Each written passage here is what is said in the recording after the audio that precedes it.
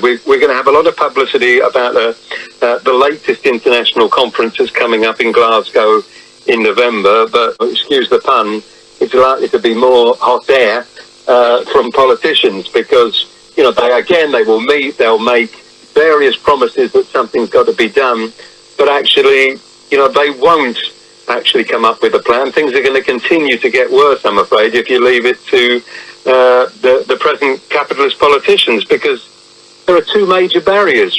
Number one, they've got a system that relies on short-term profit rather than looking to the long term. And of course, that's been the problem now over decades, that solving the problems of carbon emissions, of climate change requires long-term planning.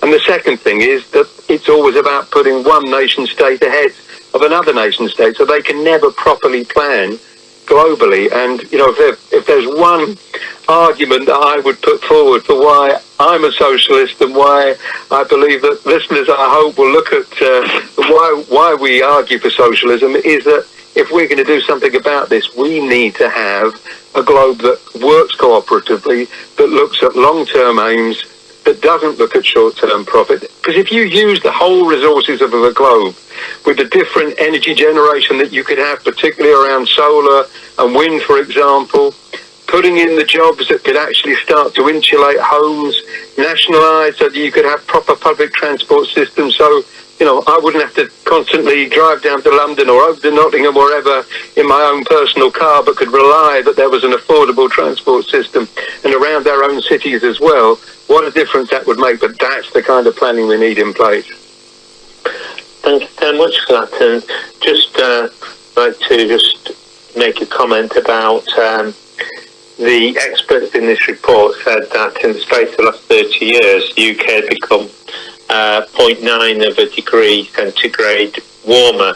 Now, for lay people like myself, who are not scientists, that might not sound a lot, but actually, you might want to explain that it is a lot. Yeah. Well, look, one of the things that's going to be talked about in the news around this Glasgow conference, COP26 as it's going to be called, they'll keep referring to the Paris Agreement. Now, that was 5 years ago, but they said basically if global warming went over 2 degrees increase above, what the base rate was before industrialisation, if you like, then there is a risk that actually gets beyond the tipping point where, the ice sheets melt, global temperature continues to spiral up and up and up and up.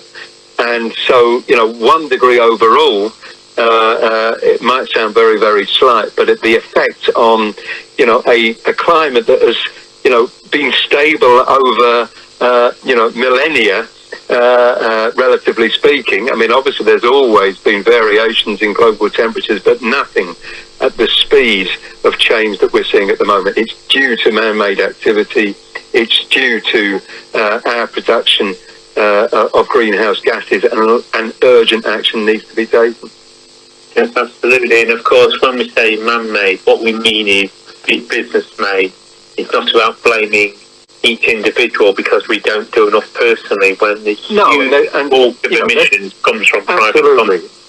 No, and there's too much of that. The idea that it's all down to you, and if only if we all did our individual things. Of course, everybody wants to do what they can, but the reality is, if you're living in a poorly insulated home and you've got a clapped-out old car but that's all you've got, it's big business that makes the vast majority of the global emissions, and it's also, big business if run and run in people's interests. In other words, taken out of the hands of the people who run it for their own interests.